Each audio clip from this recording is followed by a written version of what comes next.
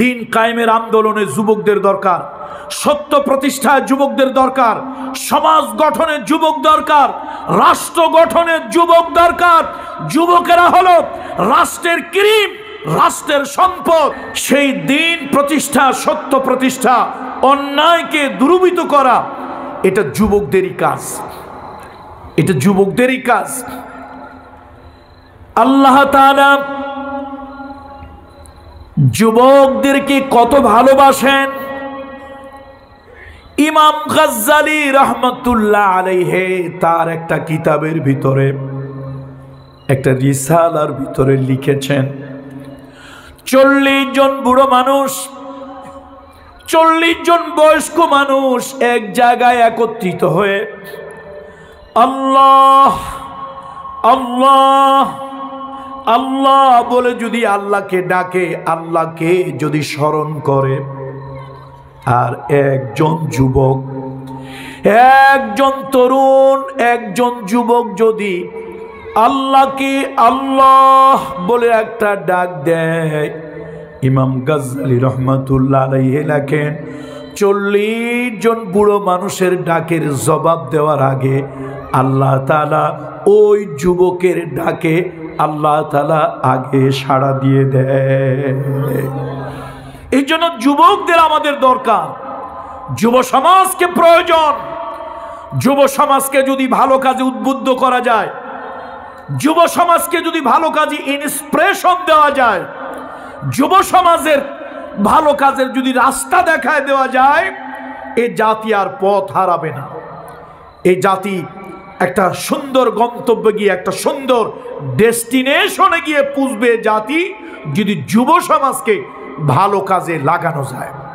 সুতরাং আমরা কল্যাণের কাজে যুব সমাজকে লাগাতে চাই, দিন প্রতিষ্ঠার জন্য, দিন কায়েমের জন্য, সত্য প্রতিষ্ঠার জন্য, সত্য কায়েম করার জন্য আমরা যুব সমাজকে কাজে লাগাতে চাই। যুব সমাজরা হলো আমাদের সম্পদ। আল্লাহ যাদেরকে ভালোবাসেন, বিশ্বনবী মুহাম্মদ রাসূলুল্লাহ সাল্লাল্লাহু আলাইহি ওয়াসাল্লাম যাদেরকে ভালোবাসতেন, কিয়ামতের ময়দানে 7 শ্রেণীর মানুষদেরকে আল্লাহ তাআলা কিয়ামতের ময়দানে আল্লাহ তাআলা তার আরশের ছায়া তলে 7 শ্রেণীর মানুষদেরকে ছায়া দেবেন। যেদিন আল্লাহর ছায়া ছাড়া, যেদিন আল্লাহ তাআলার আরশের ছায়া ছাড়া আর কোনো ছায়া থাকবে না, প্রচন্ড গরম, প্রচন্ড উত্তাপ, আশ্রয় নেওয়ার, ছায়া নেওয়ার মতো কোনো জায়গা নাই। কিয়ামতের ময়দানের মানুষগুলো শুধু উদ্ভ্রান্তের মতো দৌড়াবে। আইনাল মাফার, আইনাল মাফার, কোথায় পালাবো, কোথায় লুকাবো, কোথায় আত্মগোপন করব। মানুষগুলি যখন উদ্ভ্রান্তের মতো শুধু দৌড়াতে থাকবে, আল্লাহ তাআলা জানায় দেবেন, কাল্লা লা ওয়াসারা ইলা রাব্বিকা ইয়াউমা ইযিনিল মুস্তাকার। ভাগবার কোনো জায়গা নাই, পালাবার কোনো জায়গা নাই, আত্মগোপন করার কোনো জায়গা নাই। যেদিকেই তুমি যাও আল্লাহ তাআলা তোমাকে বেষ্টন করে আছে, আল্লাহ তাআলা তোমাকে ঘিরে আছে। সুতরাং ওই কঠিন মুসিবতের কিয়ামতের দিন আল্লাহ তাআলা 7 ধরনের লোককে, 7 প্রকারের লোককে আল্লাহ তাআলা তার আরশের ছায়ার নিচে ছায়া দেবেন, এয়ার কন্ডিশনের ভিতরে থাকার ব্যবস্থা করে দেবেন। তার মধ্যে হলো এক শ্রেণী যারা যুবক বয়সে আল্লাহর ইবাদত বন্দেগী করেছে। সুবহানাল্লাহ। যুবক বন্ধুরা, আমরা আপনাদেরকে নিয়ে মাঠে যেতে চাই। কাজী নজরুলের কথা মনে পড়ে গেল, যৌবন যার, যৌবন যার, যুদ্ধে যাওয়ার সময় হলো তার। সুতরাং যুবকদেরকে নিয়ে এদেশে যদি সুন্দর কিছু প্রতিষ্ঠা করতে হয়, এদেশকে যদি মাদক মুক্ত করতে হয়, নেশা মুক্ত করতে হয়, অনৈতিকতা দূর করতে হয়, এদেশে যদি সভ্য সুন্দর একটা সংস্কৃতি চালু করতে হয়, এদেশে যদি যৌতুক মুক্ত একটা সমাজ যদি করতে হয়, এদেশে যদি কোনো নারীর উপরে ইপটিজিং হবে না, অ্যাসিড নিক্ষেপ হবে না। এরকম একটা সুস্থ সুন্দর সমাজ যদি আমরা গড়তে চাই, যুব সমাজকেই দরকার। কাদেরকে লাগবে? এই যুবকদের কথা আল্লাহ শোনে না, না যুবকদের কথা আল্লাহ শোনে না। আরে বুড়ো মানুষের থেকে যুবকদের কথা আল্লাহ বেশি শোনে। নবীজিও শুনছে। নবীজি একদিন আক্ষেপ করে, রিগ্রেট করে, আল্লাহর হাবিব বলেছিলেন, আমি যখন সত্যের দাওয়াত নিয়ে এসেছি তখন আমাকে বুড়ো মানুষগুলো বেশি কষ্ট দিয়েছে, আর যুবক শ্রেণী আমাকে বেশি সহযোগিতা করেছে। আল্লাহু আকবার। গত অক্টোবরে, লাস্ট ইয়ারের অক্টোবরে আমি গিয়েছিলাম জর্ডান। একদম বাইতুল মুকাদ্দাস মসজিদের কাছে চলে গেছি। অ্যাপ্রক্সিমেট একটা আইডিয়া, বাইতুল মুকাদ্দাস মসজিদের 25-30 কিলোমিটারের কাছে চলে গেছি। ওই জায়গায় গিয়েছিলাম মূলত একটা কাজে। সেখানে শুনতে পারলাম একজন পয়গম্বরের কবর আছে সেখানে। পয়গম্বর তো কেউ বলেন 1,24,000, কেউ বলেন 2,24,000, কোন কোন আকিদার ওলামা ইকরামরা বলেন অগণিত অসংখ্য পয়গম্বর। যেটাই হোক, এখন এই যে এত নবী রসুল, ডেপুটি অ্যাপোস্টেল, প্রফেট, রিপ্রেজেন্টেটিভ আল্লাহর পক্ষ থেকে দুনিয়া আসলো, কত নবী তো আস, কিন্তু আমি যে নবীর কবরের কাছে গিয়ে দাঁড়িয়েছি সে হলো এক্সেপশনাল, ব্যতিক্রম ধর্মী। আল্লাহু আকবার। পৃথিবীতে দুইটা জিনিস কখনো কারোর জন্য দাঁড়ায়নি, একটি হচ্ছে সময়, আর একটা হলো সূর্য। পৃথিবীতে কারোর জন্য কখনই দাঁড়ায়নি। কোন নবী, কোন রসুল, কোন অলি, কোন পীর, কোন বুজুর্গ, কোন জেনারেল, কোন জাদরেল, কোন নেতা, কোন নেত্রী, পৃথিবীতে কেউ সময়ের গতিকে দাঁড় করাতে পারেনি। আমরা যখন ইন্টারমিডিয়েটে পড়েছিলাম তখন একটা কবিতা ছিল, time you old gipsy man will you not stay, put up your caravan just for one day. সময় তুমি বৃদ্ধ যাযাব, সময় ছুটেই চলছে, সময় ছুটে চলছে। পৃথিবীর এমন কারো ক্ষমতা নাই, আমেরিকার প্রেসিডেন্টও যদি চায় সময়কে 1 সেকেন্ডের জন্য সময়ের কাঁটা আটকে ধরে রাখতে সম্ভব? বলেন সম্ভব? কিন্তু সহিহ বুখারী, সহিহ মুসলিম, সহিহ বুখারী, সহিহ মুসলিমের একটা হাদিস এসেছে, আল্লাহ তাআলা একজন যুবকের জন্য, একটু সুবহানাল্লাহ বলবেন না? এই যুবকেরা সুবহানাল্লাহ বলবেন না? কয়জনের জন্য? বুড়ো মানুষ, বুড়ো মানুষ, একজন যুবকের জন্য আল্লাহ তাআলা, সহিহ বুখারী, সহিহ মুসলিম, একজন যুবকের জন্য আল্লাহ তাআলা সময়ের গতি, সূর্যের গতি আল্লাহ তাআলা স্তব্ধ করে দিয়েছিলেন। সেই যুবকের নাম হলো ইউশা বিন নুন আলাইহিস সালাম। গত বছর লাস্ট ইয়ার অক্টোবরে আমি সেই পয়গম্বরের কবরের কাছে দাঁড়িয়েছিলাম, বড় আবেগপ্রবণ হয়ে গিয়েছিলাম। ওইখানে এক ভদ্রলোক, পাশে একটা মসজিদ, সেই মসজিদের ইমাম সাহেব জিজ্ঞেস করলো, মিন আইনা আনতুম, এই তোমরা কোথা থেকে আসছো? আমরা বললাম জিনা মিন বাংলাদেশ। সে বাংলাদেশ চিনতে পেরেছে। চিন্তা করলো বাঙালি আরবি পারে, তার একটু আগ্রহ বাড়লো, কৌতূহল বাড়লো। তারপরে আমাদের সাথে কথা বললো আল্লাহ, সহিহ বুখারী, মুসলিম এবং কোরআন থেকে এই ছোট্ট 7-8 মিনিট কিছু কথা বললো। আমাদের প্রত্যেকের শরীরের লোমগুলি দাঁড়িয়ে গেল। ইউশা বিন নুন এই যুবক ছিল মুসা আলাইহিস সালামের খাদেম। আল্লাহ তাআলা পয়গম্বর মুসার দোয়ায় 2 জন লোককে আল্লাহ তাআলা নবুয়ত দান করেন। একজন হলেন মুসা আলাইহিস সালামের ভাই হারুন আলাইহিস সালাম, আরেকজন হলেন মুসা আলাইহিস সালাম খিজির আলাইহিস সালামের সাথে যখন দেখা করতে যান, তার খাদেম ছিলেন একজন টকবগে তরুণ যুবক, নাম হলো ইউশা বিন নুন। আপনারা সকলে পড়েন আলাইহিস সালাম। তার কবরের কাছে গিয়ে দাঁড়িয়েছিলাম। এই ইউশা বিন নুন সেই ব্যক্তি, বাইতুল মুকাদ্দাস তিনি শত্রুর হাত থেকে পুনরুদ্ধার করার জন্য কিছু যুবক নিয়ে তিনি বাইতুল মুকদ্দাসের দিকে একটা অভিযান প্রেরণ করলেন। দেখেন যুবকদেরকে আল্লাহ কি ভালোবাসে। দিন কায়েমের আন্দোলনে যুবকদের দরকার, সত্য প্রতিষ্ঠায় যুবকদের দরকার, সমাজ গঠনের যুবক দরকার, রাষ্ট্র গঠনের যুবক দরকার। যুবকেরা হলো রাষ্ট্রের ক্রিম, রাষ্ট্রের সম্পদ। এই যুবকদেরকে যদি ভালো পথে আনা যায় রাষ্ট্র কল্যাণের হবে। যুবকদেরকে যদি অনৈতিক পথে ঠেলে দেওয়া হয় রাষ্ট্র গোল্লায় যাবে, ধ্বংস হয়ে যাবে। ইউশা বিন নুন তিনি বাইতুল মুকদ্দাসের যুবকদেরকে নিয়ে এগিয়ে এলেন। ইহুদিদের সাথে অথবা জবরদখলকারীদের সাথে প্রচন্ড রকম লড়াই হলো। দিনটা ছিল জুমার দিন, ইয়াউমুল জুমা। একটু আওয়াজ দিয়ে বলেন তো কোন দিন? জুমার দিন। যুদ্ধ করতে করতে দুপুর পেরিয়ে গেল, বিকাল হয়ে গেল। এখন সূর্যটা যদি কোনোভাবে ডুবে যায়, এই যে আমরা খ্রিস্ট বৎসর গণনা করি, রাত 12টার পরে তারিখ সময় পরিবর্তন হয়। আরবিতে হলো রাত আসার সাথে সাথে তারিখ এবং বার পরিবর্তন হয়।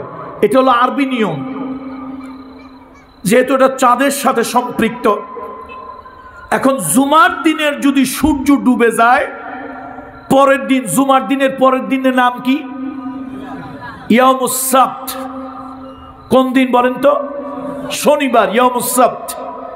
এখন শনিবার দিন যুদ্ধ বিগ্রহ, মারামারি, গিলাগিলি, গুতাগুতি করা বৈধ নয়। এই জন্য দেখবেন ইহুদিরা পরীক্ষাটাও দিতে পারে না, দিতে চায় না। আজকের আমাদের প্রধান অতিথি মহোদয়, আল্লাহ তাআলা তাকে আরো বেশি সম্মানিত করুন, আরো বেশি তাকে সম্মানিত করুন। তিনি আপনাদের অঞ্চলের গৌরব, কৃতি সন্তান, গৌরবান্বিত সন্তান। শিক্ষিত লোকদেরকে আমাদের দেশে আমরা প্রধান অতিথি, তারপরে বিভিন্ন অতিথি করি কাদেরকে? পলিটিক্যাল অনেক লোকদেরকে। সলিমুদ্দি কলিমুদ্দি না জানে বাংলা, না জানে ইংরেজি, না জানে সভ্যতা, না জানে ভদ্রতা। অথচ আসলে সভাপতি, প্রধান অতিথি এমন লোকগুলোকেই করা উচিত যারা নাকি জাতির গঠনে উল্লেখযোগ্য ভূমিকা রাখে, এমন ব্যক্তিদেরই করা উচিত। এই কলেজ ইউনিভার্সিটিতেও যদি এরকম দুই একটা ইহুদি পড়ে যায়, তখন কিন্তু শিক্ষক মহোদয়দের গায়ের ঘাম বের হয়ে যায়। কেন? তাকে পরীক্ষাও দেওয়াতে হবে, শনিবার পরীক্ষাও দেবে না। আর প্রশ্নপত্র তো একজন ব্যক্তির জন্য আলাদা প্রশ্নপত্র হয় না, কি একটা যন্ত্রণা। শেষে তাকে আলাদাভাবে ইন্ডিভিজুয়াল তাকে পরীক্ষা দেওয়াইতে হলে প্রশাসনের অনেক ধরনের ব্যবস্থা গ্রহণ করতে হয়। এখন জুমার দিনে যদি সূর্যটা ডুবে যায়, আসবে কোন দিন? লোকেরা কথা কয় না। কিবার আসবে? শনিবার, শনিবার, ইয়াউমুস সাbt। এখন ইহুদিদের চিন্তা হলো, যুদ্ধে তো আমরা কোনোভাবে কিছু করতে পারতেছি না। ইউশা বিন নুন যুবকদেরকে নিয়ে যুদ্ধ করে এগিয়ে যাচ্ছে, আমরা তো কিছু করতে পারতেছি না, তাহলে কি করা যাবে? তাহলে কোনো মতে যদি এদিক সেদিক করে, ওই যে ফুটবল খেলায় যখন দেখে ঠকে যায়, শেষে আননেসেসারি টাইম কিল করে, সময় পাস করে, যাতে কোনো মতে নাকি ট্রাই বেকারে উভয় পক্ষ বিজয়ী হয়ে যায়। এখন ওদের ইচ্ছা হলো, ইহুদিদের ইচ্ছা হলো, যুদ্ধটা যদি সন্ধ্যা পর্যন্ত নিয়ে যাওয়া যায়, আমরা বলবো তোমরা কেমন মানুষ, কেমন ইমানদার, তোমরা জানো না ইয়াউমুস সাbt যুদ্ধ বিগ্রহ করা অবৈধ, সুতরাং তারা যুদ্ধ বিগ্রহ করবে না। পরের দিন আমরা শক্তি সঞ্চার করে ওদেরকে আমরা আচ্ছা মতো টাইট করব, শক্তি সঞ্চার করে তাদেরকে আমরা যুদ্ধ করে পরাস্ত করব। কিন্তু ইউশা বিন নুন, এই টকবগে তরুণ যুবক পয়গম্বর, তিনি বুঝে ফেললেন এবং এই ষড়যন্ত্র তিনি আল্লাহর কাছে হাত তুলে ফরিয়াদ করলেন, হে আরশের মালিক, ও আরশের মালিক, যুবকদেরকে তুমি ভালোবাসো। আজকে এই যুবকেরা তোমার ঘর রক্ষার জন্য, তোমার ঘর বাতিলের হাত থেকে পুনরুদ্ধার করার জন্য এসেছে। আল্লাহ, তুমি তোমার সূর্যকে হুকুম দিয়ে দাও, সে যেন পশ্চিম গগনে ঢলে না পড়ে। সময়কে হুকুম দিয়ে দাও, সে যেন তার গতি বন্ধ করে দেয়। আল্লাহ নবী বলেছেন, বিশ্ব নবী বলেছেন, মুহাম্মাদুর রাসূলুল্লাহ সাল্লাল্লাহু আলাইহি ওয়াসাল্লাম বলেছেন, আল্লাহ তাআলা শুধু একজন যুবকের জন্য সময়ের গতিকে আল্লাহ তাআলা দাঁড় করিয়ে দিয়েছিলেন, সূর্যের গতিকে আল্লাহ তাআলা দাঁড় করিয়ে দিয়েছিলেন। ওই ব্যক্তি আর কেউ নন, তিনি হলেন ইউশা বিন নুন। আমার বন্ধুরা, দিন কায়েম করতে হলে, সমাজটাকে আল্লাহ রঙে রঙিন করতে হলে যুব সমাজ আগে ভূমিকা নিতে হবে। ও যুবক, যৌবন তোমার চিরদিন থাকবে না। আল্লাহ নবী বলেছেন, মুহাম্মদ রাসূলুল্লাহ সাল্লাল্লাহু আলাইহি ওয়াসাল্লাম বলেছেন, ইগতানিম খামসান ক্বাবলা খামসিন শাবাবাকা ক্বাবলা হারামিক। পাঁচটা জিনিসের পূর্বে পাঁচটা জিনিসকে তুমি মূল্যায়ন করো। একটা হলো তোমার যৌবন কালকে তুমি মূল্যায়ন করো বার্ধক্য আসার আগে। এখন তোমরা যারা টকবগে তরুণ, এখন তোমরা যারা কিশোর, এখন তোমরা যারা যুবক, এই যৌবন, এই তারুণ্য, এই উচ্ছ্বাল কিশোর জীবন চিরদিন তোমাদের থাকবে না। একদিন তোমরাও বুড়ো হয়ে যাবে। ওই বার্ধক্য আসার আগে আল্লাহর নবী বলেছেন, যৌবনটাকে যথাযথ কাজে লাগাও। আল্লাহু আকবার। মুহাম্মদ রাসূলুল্লাহ সাল্লাল্লাহু আলাইহি ওয়াসাল্লাম তার উপর ঈমান যারা এনেছিলেন, মক্কায় অধিকাংশই তরুণ যুবক ছিল। হযরত আলী রাদিয়াল্লাহু তাআলা আনহু ঈমান এনেছিলেন কিশোর বয়সে।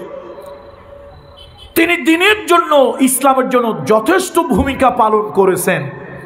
রাসূলুল্লাহ সাল্লাল্লাহু আলাইহি ওয়াসাল্লামের জীবনে যতগুলি জিহাদ হয়েছে, আল্লাহ রাসূলের যত জিহাদ হয়েছে, তার মধ্যে সব থেকে বেশি হেল্পিং হ্যান্ড, নবীকে সাহায্যকারী শক্তি ছিল যুব সমাজ।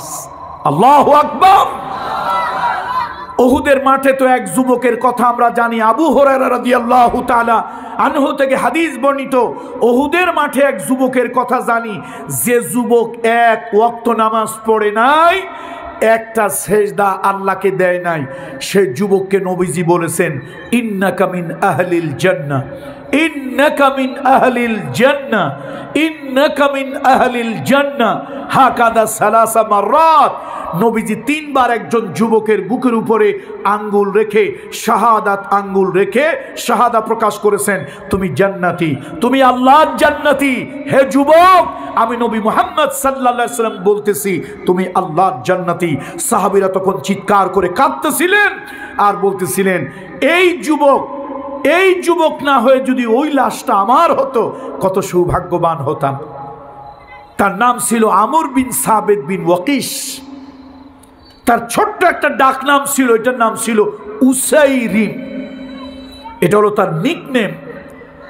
দেখেন, রাসূলুল্লাহ সাল্লাল্লাহু আলাইহি ওয়াসাল্লাম জানতে পারলেন মক্কা থেকে আবু সুফিয়ান লোকজন নিয়ে মদিনাকে আক্রমণ করার জন্য আসবে। মদিনার মুসলমানদেরকে নিশ্চিহ্ন করে দেওয়ার জন্য ঘোড়া, উট, অস্ত্র শস্ত্র নিয়ে আবু সুফিয়ান এলো। রাসূলুল্লাহকে শেষ করবেন, নাউজুবিল্লাহ, মুসলমানদেরকে শেষ করবেন, মদিনাকে জ্বালিয়ে পুড়িয়ে ছারখার করে দেবে। আর আবু সুফিয়ান তার হেল্পিং হ্যান্ড, তার সব থেকে সাহায্যকারী শক্তি হিসাবে নিয়ে আসলো খালিদ বিন ওয়ালিদ রাদিয়াল্লাহু তাআলা আনহুকে। কোন খালিদ? আল্লাহ যার কপালে আল্লাহ তাআলা বিজয়ের রাজটিকা দিয়েছিলেন, তিনি মুশরিক এবং মুমিন, মুশরিক এবং মুমিন অবস্থায় কোন যুদ্ধে আল্লাহ তাআলা তাকে পরাজয় দেয়নি। খালিদ বিন ওয়ালিদ রাদিয়াল্লাহু তাআলা আনহু তখন তিনি মুশরিক, মুসলমান হন নাই। আবু সুফিয়ানের সাথে আসছে মদিনায়। রাসূলুল্লাহ সাল্লাল্লাহু আলাইহি ওয়াসাল্লাম লোক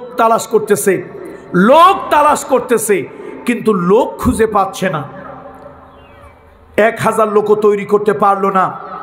কিন্তু এর মধ্যে একটা লোক, এক ভণ্ড প্রতারক, হিপোক্রেট, তার নাম হলো আব্দুল্লাহ ইবনে উবাই ইবনে সুলুল। এই লোকটা রাসূলুল্লাহর সাথে বিট্রে করে, আল্লাহ নবীর সাথে বেয়াদবি করে, আল্লাহর হাবিবের সাথে গাদ্দারি করে, তার দলের, তার গোষ্ঠীর 300 লোক নিয়ে রাসূলুল্লাহ থেকে ভেগে চলে গেল। আপনি চিন্তা করেন তো, মাত্র 950 মুসলমান, সেখান থেকে যদি 300 লোক চলে যায়, নবীজির সাথে কি থাকে? নবীজির সাথে তো লোকই নাই। 3000 লোক যাদের অস্ত্র আছে, ঘোড়া আছে, তাদের বিরুদ্ধে রাসূলুল্লাহ কেমনে লড়বেন? আল্লাহ রসুল কিছুটা দুশ্চিন্তায়, তারপরেও নবীজির ভরসা হলো আল্লাহ। ভরসা কে? আমার বন্ধুরা, মুরব্বীরা, অনেক লম্বা ইতিহাস, উহুদের যুদ্ধের লম্বা ইতিহাস। আমি ইতিহাস বলবো না, শুধু একজন যুবকের কথা বলবো, যে যুবক এক ওয়াক্ত নামাজ পড়ার সুযোগ হয় নাই, কিন্তু সেই যুবককে রাসূলুল্লাহ জান্নাতি বলে সাক্ষ্য দিয়েছেন। আল্লাহর নবী উহুদের মাঠে লড়াই চলতে লাগলো, চূড়ান্ত লড়াই চলতে লাগলো।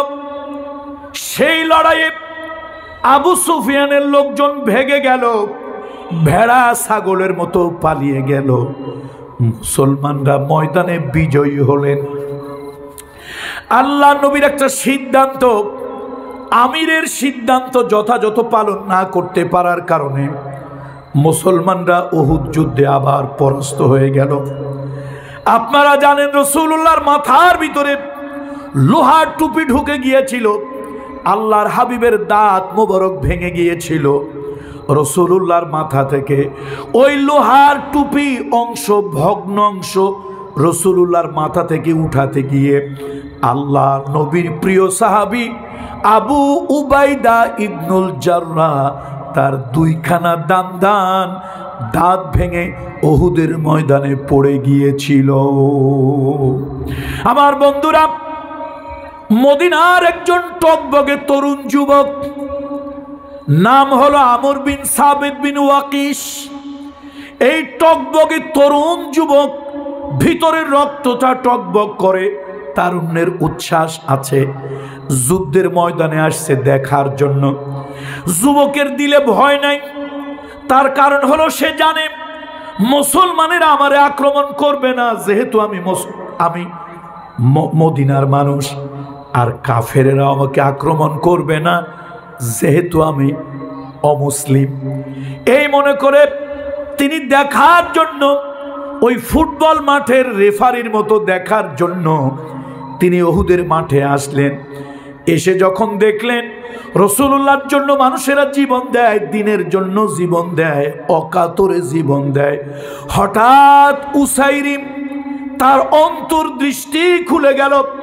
নিজের ডেকে বলে, ও উসাইরিম, ইসলাম সাধারণ কোনো দল নয়, মুহাম্মদ রাসূলুল্লাহ সাধারণ কোনো নেতা নয়। যদি দুনিয়ার অন্যান্য দলের নেতাদের মতো হতো, মুহাম্মদ রাসূলুল্লাহ যদি দুনিয়ার অন্যান্য দলের নেতাদের মতো হতো, তাহলে রাসূলুল্লাহর জন্য জীবন দিতে সাহাবীরা এরকম উদ্গ্রীব হয়ে যেত না, নবীজির জন্য জীবন দিতে পাগল হয়ে যেত না। আমরা যেখানে মৃত্যু থেকে পালাই, মুসলমানেরা মৃত্যুকে আলিঙ্গন করে নেয়। আমরা মুসলমান, আমরা যেরকম মৃত্যুকে ভয় পাই, আর মুসলমানেরা মৃত্যুর কাছে এগিয়ে যায় শাহাদাতের জন্য। উসাইরিম বুঝতে পারল ইসলাম আল্লাহ প্রদত্ত জীবন ব্যবস্থা, মুহাম্মদ রাসূলুল্লাহ নিঃসন্দেহে আল্লাহ নবী। তিনি মনে মনে ভাবলেন, ইসলামের এই দুর্দিনে, ইসলামের এই দুঃসময়ে আমি আল্লাহর নবীর পক্ষ হয়ে উহুদের মাঠে নামব। তিনি দৌড়ায় বাড়ি চলে গেলেন, যুদ্ধের ড্রেস পরলেন, হাতে তরবারি নিলেন, দ্রুতগামী ঘোড়া নিলেন, ঢাল তরবারি নিয়ে এবার তিনি উহুদের মাঠের কাছে আসলেন। তিনি চিন্তা করলেন, তিনি তো মুসলমান হন নাই, ইসলাম গ্রহণ করেন নাই। তিনি মনে মনে ভাবলেন, নবীজির এখন দুঃসময়, ইসলামের এখন দুর্দিন। সুসময় বন্ধু অনেকেই হয়, সুদিনে বন্ধু অনেকেই হয়, অসময় হায় হায় কেউ কারো নয়। নবীজির সুদিন আসবে, ওই দিন আমি ইসলামের জন্য যদি অস্ত্র ধরি লাভ হবে না। আজকে ইসলামের দুর্দিন, মুসলমানদের দুর্দিন, নবী মুহাম্মদ রাসূলুল্লাহর দুর্দিন, দিনের জন্য, ইসলামের জন্য আমাকে মাঠে নামতে হবে।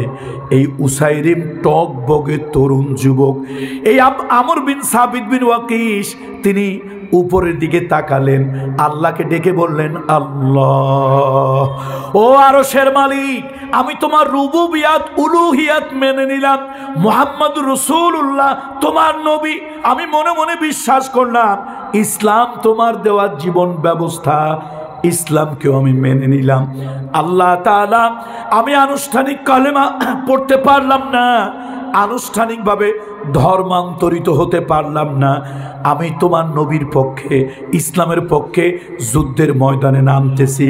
যদি কোনো কারণে আমি শহীদ হয়ে যাই, মরে যাই, আমি যে দিন ইসলাম গ্রহণ করেছি, নবী মুহাম্মদুর রাসূলুল্লাহকে স্বীকার করেছি, ও আল্লাহ, এই সংবাদটা দয়া করে তোমার হাবিবকে তুমি পৌঁছায়া দিও।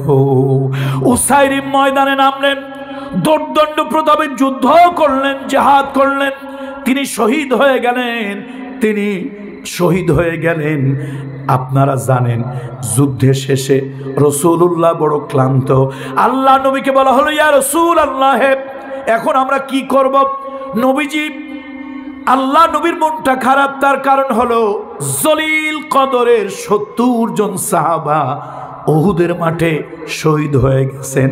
আল্লাহ নবী বললেন, যাও, যারা যারা আহত হয়েছে তাদেরকে চিকিৎসার ব্যবস্থা করো, আর যারা শহীদ হয়েছে তাদেরকে এই জায়গায়, এই মাঠে আমি দাফন করে দেব। যাও, শহীদদের আলাদা করো, আহতদেরকে চিকিৎসা দেওয়ার জন্য আলাদা করো। সাহাবীরা নেমে গেলেন, শহীদদেরকে আলাদা করা হলো, আর আহতদেরকে আলাদা করা হলো চিকিৎসা দেওয়ার জন্য। এবার কয়েকজন মুসলমান চিৎকার করে উঠল, চিৎকার দিয়ে উঠল, মুসলমানেরা, আমাদের মুসলমানদের ভিতরে একজন কাফেরের লাশ, একটা কাফেরের লাশ পড়ে আছে, ওই কাফেরের নাম আমর বিন সাবিত বিন ওয়াকিস। সে তো কাফের, এই যুবকের লাশ। তার হাত পা ধরে যখন কাফেরের লাশ ফেলে দেবে, হঠাৎ দেখতেছে তার ঠোঁট দুইটা নড়তেছে। একজন বলল, ভাই, এই যুবক তো এখনো মরে নাই, এই কাফের যুবক তো এখনো মরে নাই, বেঁচে আছে, দেখো তার ঠোঁট লড়তেছে। একজন সাহাবী গিয়া তার কানের কাছে, তার মুখের কাছে কান লাগাইলো, ও আমর বিন সাবিত বিন ওয়াকিস, ও উসাইরিম, তোমার ঠোঁট নড়তেছে, তুমি মুসলমানদের ভিতরে কেন? কয়, ভাই, আল্লাহ আমারে বাঁচায় রাখছে, আমি মুসলমানদের ভিতরে কেন? আমি মনে প্রাণে মুসলমান, নবীজির দুর্দিনে, দিন ইসলামের দুর্দিনে আমি ইসলামের সাহায্যকারী হয়ে এসেছিলাম। আল্লাহকে আমি ফরিয়াদ করে বলেছিলাম, ও আরশের মালিক, আমি একজন টকবগে তরুণ যুবক, দিনের জন্য, ইসলামের জন্য ঝান্ডা ধরেছি, তরবারি ধরেছি, আমি যদি মরে যাই, আমার অন্তত এই কথাটা নবীজির কান পর্যন্ত যেন পৌঁছায়, এর আগে তুমি আমার মৃত্যু দিও না। এই কথা বলতে বলতেই তিনি শহীদ হয়ে গেলেন। সাহাবীদের ভিতরে কান্নার রোল পড়ে গেল। নবীজির কাছে গিয়ে বলল, ইয়া রাসূলুল্লাহ, মদিনার এক টকবগে তরুণ যুবক আমর বিন সাবিত বিন ওয়াকিস, যার ছোট্ট নাম হলো উসাইরিম, ইয়া রাসূলুল্লাহ, আমরা তাকে ইসলামের অনেকবার দাওয়াত দিয়েছিলাম, সে ইচ্ছে করে আসে নাই, অত সিরিয়াস ভাবে আমাদের দাওয়াতটা নেয় নাই, কিন্তু আজকে ইসলামের দুর্দিন দেখে, এই উহুদের মাঠে মুসলমানদের দুঃসময় দেখে, আপনার উপরে অত্যাচার, আক্রমণ দেখে সে সহ্য করতে পারে নাই, সে মনে মনে ইসলাম কবুল করে ময়দানে এসে ঝান্ডা নিয়ে নেমেছিল। নবীজি কাঁদতে লাগলেন। আল্লাহ রসুল দুইজন সাহাবীর কাঁধের উপরে ভর দিলেন। নবীজি এত অসুস্থ, দুর্বল, পাওটা ঠিক মতো উঠাতে পারছেন না, পাওটা ঠিক মতো ফেলতে পারছেন না, কোনো মতে পাওটা টেনে টেনে নবীজি ওই লাশের কাছে গেলেন। সেই টকবগে তরুণ যুবক তার লাশের কাছে গেলেন। আবু হুরায়রা রাদিয়াল্লাহু তাআলা আনহু থেকে হাদিস বর্ণিত, ওই লাশের কাছে গিয়া নবীজি তার বুকের উপরে, সিনার উপরে আঙ্গুল মোবারক রাখলেন এবং রসুল বললেন, ইন্নাকা মিন আহলিল জান্নাহ, ইন্নাকা মিন আহলিল জান্নাহ। আমি নবী মুহাম্মদ রাসূলুল্লাহ তুমি যুবকের জন্য সাক্ষ্য প্রদান করছি, নিঃসন্দেহে তুমি আল্লাহর জান্নাতি, তুমি আল্লাহর বেহেশতি। যুবক সাহাবীদের ভিতরে কান্না রোল পড়ে গেল। আজকে এই লাশটা যদি উসাইরিমের না হয়ে আমাদের যদি এই লাশটা হতো, আমরা কত বড় ভাগ্যবান, সৌভাগ্যবান হতাম। ও উসাইরিম, সকালবেলায় ঈমান আনলে ফজরের নামাজ তোমার উপরে ফরজ হয় নাই। ও উসাইরিম, জোহরের নামাজের আগে তুমি শাহাদাত বরণ করলে, জোহরের নামাজ তোমার উপরে ফরজ হয় নাই। তুমি এমন একজন ইমানদার, এক ওয়াক্ত নামাজ পড়তে পারো নাই, একটা সেজদা তুমি আল্লাহকে দিতে পারো নাই, অথচ নবীজি সাক্ষ্য প্রদান করলেন তুমি আল্লাহর জান্নাতি, তুমি আল্লাহর জান্নাতি, তুমি আল্লাহর জান্নাতি। সুতরাং যুবক, কত বড় সৌভাগ্য তার যে এক ওয়াক্ত নামাজ পড়ার সুযোগ পেল না, একটা সেজদা দেওয়ার সুযোগ পেল না, অথচ সে আল্লাহর জান্নাতি। এই জন্য দিন কায়েমের জন্য, সত্য প্রতিষ্ঠার জন্য, হকের প্রতিষ্ঠার জন্য যুবকদের লাগবে। আমরা কালামুল্লাহ শরীফের একটা সূরা জানি, সূরাতুল বুরুজ। বলেন তো সূরাটার নাম কি? সবাই বলেন, সূরার নাম কি? সূরা বুরুজ। সেই সূরা বুরুজের ভিতরে আসহাবুল উখদুদ, আল্লাহ তাআলা বলেন, কুতিলা আসহাবুল উখদুদ النار ذات الوقود إذ هم عليها قعود وهم على ما يفعلون بالمؤمنين شهود। আল্লাহ তাআলা ওই জায়গায় আল্লাহ তাআলা একজন তরুণ যুবকের কথা বলেছেন। আল্লাহ তাআলা একজন তরুণ যুবকের কথা বলেছেন, যিনি একটা জাতির জন্য একটা জাগরণ সৃষ্টি করেছিলেন। ইউসুফ জুনওয়াস, আব্দুল্লাহ ইবনে তামুর, ইউসুফ জুনওয়াস জালিম বাদশাহ, স্বৈরাচারী বাদশাহ। ওই বাদশার সময়ে সত্যের পক্ষে যিনি কথা বলেছিলেন, হকের পক্ষে কথা বলার কারণে সে যখন দাওয়াতি কাজ করলো, যুবকদের ভিতরে কৌতূহল বেশি, যুবকদের ভিতরে কিউরিসিটি বেশি, যৌবনের ধর্ম কোনো কিছুকে ভয় পায় না। এই আব্দুল্লাহ ইবনে তামুর হকের পক্ষে দাওয়াত দিল, একটা প্রতিষ্ঠিত গভর্নমেন্টের বিরুদ্ধে কাজ করলো, এই জন্য তাকে শহীদ করে দেওয়া হলো। শহীদ করার জন্য অনেক চেষ্টা করা হলো, কোনোভাবেই তাকে মারা যায় না, কোনোভাবেই মারতে পারে না। শেষ পর্যন্ত ওই আব্দুল্লাহ ইবনে তামুর, ওই যুবক বলো, ও ইউসুফ জুনওয়াস বাদশাহ, আমাকে যদি মারতে চাও তাহলে একটা তীর নিয়ে আল্লাহর নামে আমার দিকে মারো, তবে শর্ত হলো ওই জায়গায় দেশের লোকজনদেরকে আনতে হবে। ও যুবক, দেখো দাওয়াতের কৌশল কি, উদউ ইলা সাবিলি রাব্বিকা বিল হিকমা, তোমার রবের পথে দাওয়াত দাও হিকমতের সহিত। বাদশা বারবার চেষ্টা করে যুবককে মারার জন্য, কোনোভাবেই যুবককে মারতে পারে না। শেষে যুবক বলে, বাদশা আমাকে যদি মারতে চাও, দেশের সব যুবকদেরকে দাওয়াত দাও, তাদের সামনে আল্লাহর নাম নিয়ে আমাকে যদি একটা তীর মারো, আল্লাহর নাম নিয়ে একটা তীর মারো, তাহলে আমি মরে যাব। বাদশা চিন্তা করলো, ভালোই হয়, এক যুবককে মারবো, 1000 যুবক দেখবে, আর কেউ ভয়তে আল্লাহর উপর ঈমান আনবে না, আল্লাহর দ্বীন গ্রহণ করবে না। এবার দেশের সব যুবকদেরকে ডাকা হলো, বিরাট বড় একটা মাঠের মধ্যে লোকদেরকে জমা করা হলো। এবার আব্দুল্লাহ ইবনে তামুর, ওই ছোট্ট মানুষটা, তার দিকে একটা তীর মারা হলো। বিসমিল্লাহি রব্বে হাদাল গুলাম, আল্লাহু আকবার, বিসমিল্লাহি রব্বে হাদাল গোলাম, এই ছেলেটাই যুবকে রবের নামে তীর মারতেছি, এই বলে একটা তীর মারলো। বাদশাহ হাজারো চেষ্টা করেছিল, কোনোভাবেই সমুদ্রে চুবাইয়া মারতে পারে নাই, পাহাড় থেকে ফেলে মারতে পারে নাই, আগুন দিয়ে পোড়ায় মারতে পারে নাই, কোনোভাবেই কোনো ষড়যন্ত্র করে এই যুবককে মারতে পারে নাই। যুবককে মারার জন্য হাজার হাজার মানুষের সামনে একটা তীর নিক্ষেপ করলো। বিসমিল্লাহি রব্বে হাযাল গোলাম। কোন কোন মুফাসসিরিনরা লেখেন কানের এই যে লতি নরম জায়গা, এই জায়গায় সে তীরটা লাগলো। কেউ কেউ বলে না, পাঁজরের নিচে নরম জায়গা, এই জায়গায় তীরটা লাগলো। আব্দুল্লাহ ইবনে তামর দুই হাত দিয়ে ওই তীরটারে ধরলেন আর উপস্থিত জনগণকে একটা হিকমত করে দাওয়াত দিলেন। ও উপস্থিত জনতা, ও উপস্থিত জনতা, এই জমিন হলো আল্লাহর, চাঁদ সূর্য গ্রহ নক্ষত্র আল্লাহর। ওই আল্লাহর গোলাম আমি, ওই আল্লাহর আইন মানি আমি, আল্লাহর বিধান মানি আমি আল্লাহর গোলামি করার কারণে, আল্লাহর বিধান মানার কারণে, আল্লাহর হুকুম মানার কারণে, আল্লাহর তাওহীদকে বিশ্বাস করার কারণে এই বাদশা আমার বিরুদ্ধে ক্ষিপ্ত হয়েছে, আমারে মারতে চাচ্ছে। তোমরা সবাই সবাই তোমরা সাক্ষী থাকো, আমি আল্লাহর কাছে চলে যাচ্ছি। এই বলে তিনি কালেমা পড়লেন, কালেমায়ে তাইয়্যিবা লা ইলাহা ইল্লাল্লাহু ঈসা রূহুল্লাহ। এই কালেমা পড়তে পড়তে বিদায় হয়ে গেল। উপস্থিত হাজার হাজার জনতা, হাজার হাজার জনতা বলল, এই কালেমা সত্য কালেমা, আমরাও আমানতু বিরব্বি হাযাল গোলাম, আমানতু বিরব্বি হাযাল গোলাম।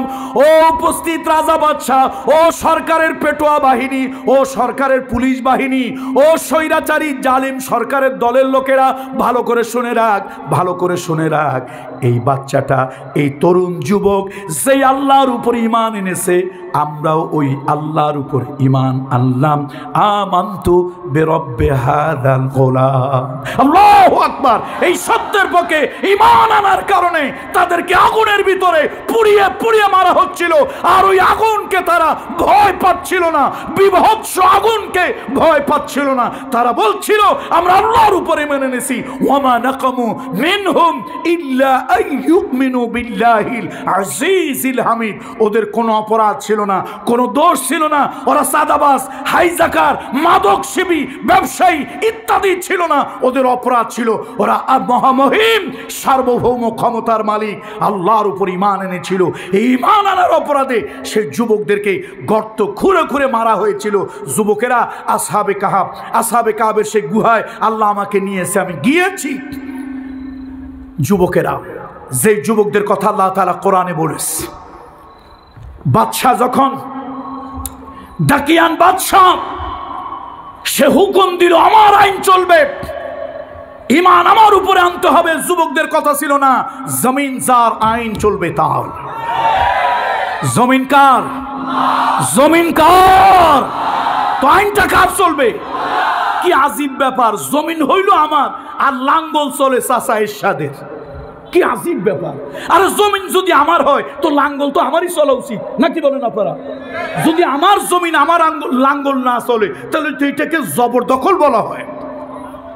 এই চাঁদ আল্লাহর, সূর্য আল্লাহর, গ্রহ আল্লাহ, নক্ষত্র আল্লাহ, সব কিছু আল্লাহর প্রকৃতির নিয়ম অনুযায়ী সব কিছু চলে। সব কিছু আল্লাহ নির্ধারিত প্রকৃতির নিয়ম অনুযায়ী চলে। আল্লাহ নির্ধারিত একটা হুকুম প্রকৃতি কখনো লঙ্ঘন করে না। মহামহিম স্রষ্টা, সৃষ্টিকর্তা, তার সাস্টেইনার, চেরিশার, তার হুকুম সৃষ্টি জগতের সবাই মানে। আম গাছ আম দেয়, তাল দেয় না। তাল গাছ তাল দেয়, লিচু দেয় না। জোয়ার যখন হওয়ার কথা তখন হয়, ভাটা যখন হওয়ার কথা তখন হয়, সূর্য যখন ওঠার কথা তখন ওঠে, যখন ডুবে যাওয়ার কথা তখন ডুবে যায়। সব কিছু প্রত্যেকটা কাটায় কাটায় আইন মেনে চলে। আমরা হইলাম আশরাফুল মখলুকাত। আমাদেরকে আল্লাহ সৃষ্টি করেছেন আল্লাহর গোলামি করার জন্য, আল্লাহর ইবাদত করার জন্য, আল্লাহর আইন মানার জন্য, আল্লাহর বিধান মানার জন্য। আল্লাহ তাআলা ফেরেশতা থেকেও মর্যাদাশীল করে আমাদেরকে সৃষ্টি করলেন। জমিনে এসে সে মানুষগুলো আল্লাহকে ভুলে গেল, আল্লাহকে ভুলে যায়, আল্লাহর সাথে নাফরমানি করে, আল্লাহর আইনকে লঙ্ঘন করে তারা মানব রচিত আইনের দিকে যায়। সুতরাং আসুন, আল্লাহর আইনে শান্তি আছে, স্রষ্টার আইনে শান্তি আছে। আমি আজকে সব দলের বন্ধুদেরকে বলবো, বিশেষ করে জাতীয়তাবাদী দলের বন্ধুদেরকে বলবো, তারা আমাদের ভাই, তারা আমাদের বন্ধু। জামাত ইসলাম, হেফাজত ইসলামকে বলবো, অন্যান্য যত দল আছে সবাইকে বলবো, আসুন আসুন, স্রষ্টার আইনে শান্তি আছে। স্রষ্টার আইনে কি আছে বলেন? সৃষ্টির আইনে কখনো শান্তি নাই। আমি সময় নাই, যদি এই জনপদে আবার কখনো আসি, আমি যদিও আইনের ছাত্র নই, অন্তত জুডিশিয়াল যতগুলি অ্যাক্ট, জুডিশিয়াল যতগুলি আইন কানুন, যেই ফৌজদারি যতগুলি আইন ও কানুনের ব্যাপারে আমি জানি। বান্দার আইন আর আল্লাহর আইনের পার্থক্য কি, আল্লাহর আইনের সুবিধা কি অসুবিধা কি, বান্দার তৈরি করা আইনের পার্থক্য কি। শুনুন, মানব রচিত আইন দিয়ে সব ধর্ম, সব জাতি, সব বর্ণের লোককে শান্তি কল্যাণ দেওয়া যায় না। অথচ আল্লাহর আইন, আল্লাহর বিধান, আল্লাহর দিন দিয়ে সব ধর্মের মেজরিটি আর মাইনরিটি বলে কিছুই নাই, মেজরিটি মাইনরিটি বলে কিছুই নাই। আল্লাহর বিধান দিয়া হিন্দু, বৌদ্ধ, খ্রিস্টান সব ধর্মের সব মানুষকে শান্তি দেওয়া সম্ভব আল্লাহর আইন দিয়ে, আল্লাহর আইন দিয়ে। লা ইকরাহা ফিদ্দিন, দিনের মধ্যে কোনো জবরদস্তি নাই, বাড়াবাড়ি নাই। তাই যদি হতো, সাহাবীরা কারো গলার উপরে পাড়া দিয়া বুকের উপরে তরবারি ঠেকায় বলতেন, ধর্মান্তরিত হও, কালেমা পড়ো। ইসলাম কখনো তা করেনি।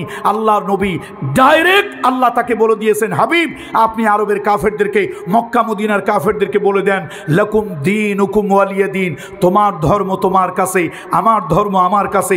ধর্মের মধ্যে বাড়াবাড়ি নাই।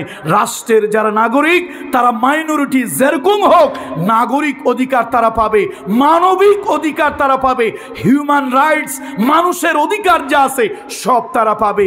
ধর্মের ক্ষেত্রে আল্লাহ তাআলা মুসলমানদেরকে শরিয়ত দিয়েছেন।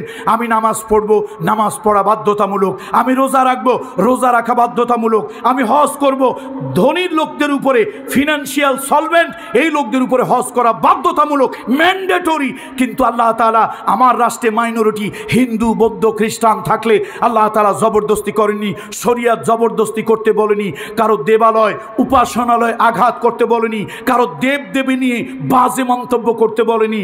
তার ধর্ম তার কাছে, আমার ধর্ম আমার কাছে। মানবতার কথা যখন এসেছে, অল আর ইকুয়াল, মানুষের অধিকারের কথা যখন এসেছে, একজন হিন্দু মুসলমানের রাষ্ট্রে সুবিচার পাবে, একজন হিন্দু মুসলমানের রাষ্ট্রে সুবিচার পাবে, একজন হিন্দু তার রক্ত, তার জীবন, তার সম্পদ, তার দেবালয়, তার উপাসনালয়ের নিরাপত্তা পাবে। আল মুসলিমু মান সালিমান নাস মিন লিসানিহি ওয়া ইয়াদিহি, মুসলমান তো সেই ব্যক্তি যার হাত আর জিহ্বার দ্বারা অন্য মানুষ নিরাপদ থাকে। সুতরাং ধর্ম, আমার ধর্মে যেটা সওয়াবের কাজ, অন্য ধর্মে সেটা পাপের কাজ, অন্য ধর্মে যেটা সওয়াবের কাজ, আমার ধর্মে সেটা পাপের কাজ। এই জন্য কারো ধর্মের সাথে আমরা মিলাইতে যাই না। ধর্ম যার যার, উৎসব তার তার, ধর্ম যার যার, উপাসনালয় তার তার, তার ধর্ম সে পালন করুক। আমি মুসলমান, আমার জমিনে আল্লাহর দিন, আল্লাহর জমিন, আল্লাহর দিন চলবে। এই দিনে কোনো মাইনরিটি, কোনো অমুসলিম সংখ্যালঘু নির্যাতিত হবে না, নিগৃহীত হবে না, অত্যাচারিত হবে না, মজলুম হবে না। ইসলাম প্রত্যেকটা মানুষের, ইচ অ্যান্ড এভরিবডি, প্রত্যেক মানুষের মানবিক অধিকারটাকে দেখেছে। কালো বলে সে অধিকার কম পাবে, ফর্সা বলে সে অধিকার বেশি পাবে, ধনী বলে তার অধিকার বেশি, গরিব বলে তার কোনো অধিকার নাই। বংশে বংশে এই বংশের লোকের অধিকার কম, ওই বংশের লোকের অধিকার বেশি, এইরকম কোনো পার্থক্য, এইরকম কোনো ডিসপ্যারিটি ইসলাম সৃষ্টি করে নাই। সুতরাং আসুন, এ জমিন যদি দিন প্রতিষ্ঠা করতে হয়, মানুষের অধিকার যদি আদায় করতে হয়, মানুষের রাইট হক যদি আদায় করতে হয়, তাহলে ইসলামকে প্রতিষ্ঠা করার, ইসলামকে কায়েম করার কোনো বিকল্প নাই। সুতরাং সেই কথাটাই, ওয়াতাসিমু বিহাবলিল্লাহি জামিআ ওয়া লা তাফাররাকু, হাবলিল্লাহিল মাতিন আল কুরআনুল করিম, হাবলুল্লাহিল মাতিন আল কুরআনুল করিম। আল্লাহ বলছেন, আমার রশিকে শক্তভাবে ধরো, ওয়াতাসিমু বিহাবলিল্লাহি জামিআ ওয়া লা তাফাররাকু, তোমরা আল্লাহ রশিকে শক্তভাবে রজ্জুকে ধরো, তোমরা পরস্পর বিচ্ছিন্ন হও না।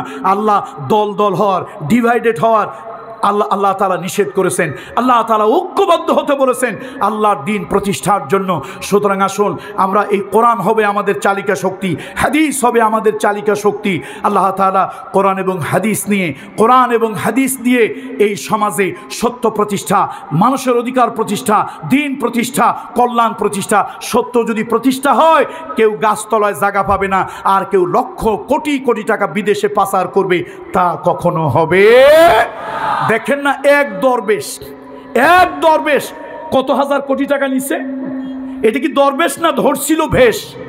বলেন, দরবেশ না ধরছিল ভেষ? বেটা দরবেশ না তো, ধরছিল ভেষ। সুতরাং দরবেশই যদি হতো তাহলে অকাম করে যখন পালাইতে গেছে দাড়িটা কাটতো না।